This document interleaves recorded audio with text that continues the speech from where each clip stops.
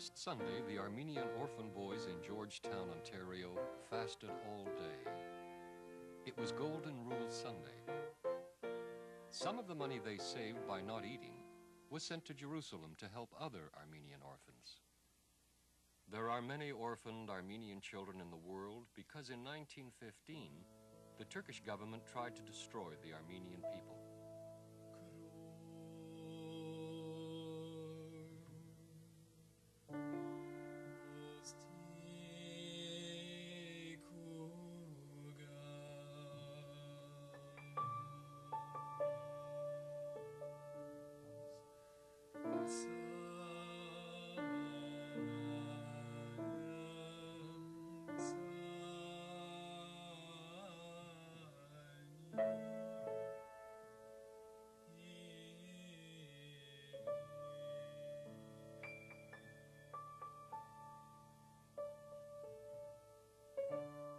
Some of them survived.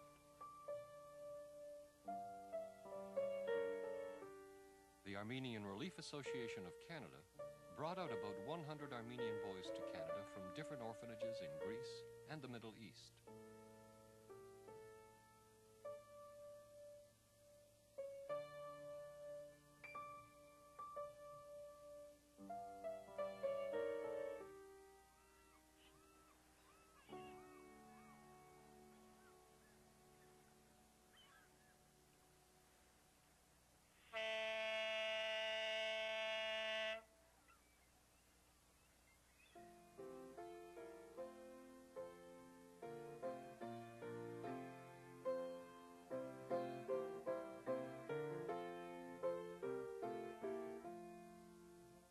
We all live and work together on a 200-acre farm. There's wheat, oats, barley, and vegetables. And there's an orchard with cherry and apple trees. We raise cows, pigs, horses, and chickens. All us boys help out. We sleep together in 2 big dormitories. It's very comforting to have my friends close beside me at night. But sometimes, my best friend Onig has terrible nightmares about how his parents died. All us kids have had horrible experiences. My friend Sahag was only 3 when the genocide started. When the Armenians were massacred, he was really hurt and they thought he was dead. An American missionary found him and took him to a hospital. For 2 years, poor Sahag was in the hospital. Then they put him in one orphanage after another. He can remember only his sister's name, Ani, and his father's first name, Vartan. So they called him Vartanyan, which means the son of Vartan. That's why the Georgetown boys, as they are called, made a big fuss when the Armenian Relief Association of Canada tried to change their names to English ones. The boys told the association that their names were all they had left of their past, and they wanted to keep their own Armenian names.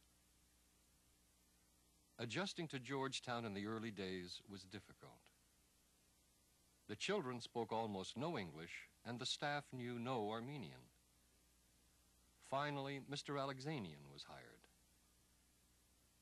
He's become our interpreter, our teacher, and our friend. Later on, they brought in Bedoukian Mama. She tells us stories in Armenian, mostly about God. She mends our clothes and even cooks pilaf for us. That's such a treat. In spite of their feelings of safety in Canada, some of the boys were very lonely in the first few months. They were in a new land, with strange food, a different language, and unfamiliar customs and ways. Once, a couple of the boys ran away, but they were brought back. At Georgetown, the boys learned a great deal about farming. To give us experience in different kinds of farm work, we are divided into 9 groups with 10 boys in each. Except for the little kids, we all have our own jobs to do. Every 6 weeks, we rotate our jobs. We peel potatoes, serve the tables, and wash dishes. We clean our dining hall and dormitories, and that's no fun. The last time I washed the dining room floors, I got 7 slivers in my hands. We chop wood, milk the cows, feed the pigs, and look after the horses and chickens. Earlier this year, we drained some land and made our own garden plots. We grow cucumbers, tomatoes, onions, and lettuce. Sarkis calls his plot Ararat Farm. Kerams is Yerevan Farm. Harotuns is Erzurum Farm. I call mine the Garden of Eden. A group of the boys went together and they call theirs New Armenia. The produce from our gardens goes right to our kitchen, but we sell our eggs, cherries, and apples to make money to help our farm.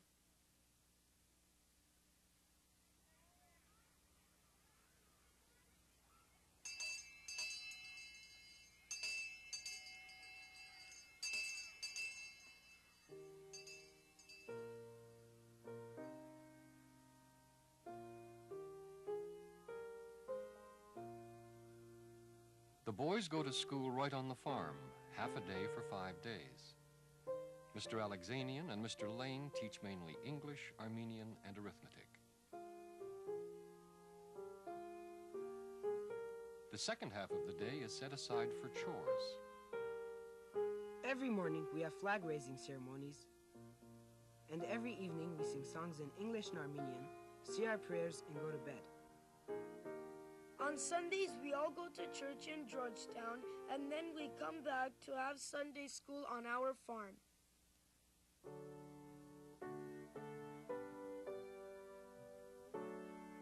As there is no Armenian church in Georgetown, the kids attend either the Baptist, Presbyterian, United, or Anglican church. Most of our group enjoys singing. We even have our own choir. My friend Haigas has the best singing voice of all. He's lucky. He always gets chosen to go on concert tours. Our best trip was to Detroit, Michigan. Can you believe that by raffling off 24 dozen eggs from our farm, selling Georgetown calendars, and selling tickets for our concerts in Armenian and English, we raised $17,000 for our farm home? Under the supervision of Mr. Alexanian, the children publish a monthly newspaper. This keeps them in touch with Armenians all over the world. It also gives the young people practice in writing their 2 languages and helps them locate surviving relatives. The newspaper has a circulation of almost 2,000 in 37 different countries. Zaven wrote an article in Ararat recently about his new home in Aramosa, Ontario. He was sent out as a foster child to the farmer, Mr. Hindley. In his article, he says, I get up at 5:30, milk the cows, feed the cattle, and clean the stalls. Then I have breakfast. At 8:30, I leave for school, which is a half-hour's walk away. At 4 o'clock, I go home, feed the chickens, and do the same chores as I did in the morning. After dinner, I start my homework at 8 o'clock. I have been very pleased with him, wrote Mr. Hindley. We have found him obedient, unselfish, cheerful, and willing to do any work he is asked to do. Even though we all work hard here, we have fun too. We dug up a swimming pool for ourselves, and we all like to swim in our pond. In winter, our pond is frozen over and we go skating on it. Last winter, 3 of the boys were in a hurry to start skating. They fell in and got soaked. We also fish in our river. I remember how excited I was when I saw my first trout in the river. And I couldn't believe it when I caught my first fish. Some of us play baseball and football. We have a good time climbing trees, and in winter, we love to go sledding and skating. In March, we fly kites, and all year long we play leapfrog and hide and seek. We spend some of our spare time collecting stamps. I have 2 stamp albums in my trunk. We enjoy playing with the animals, especially our 2 dogs.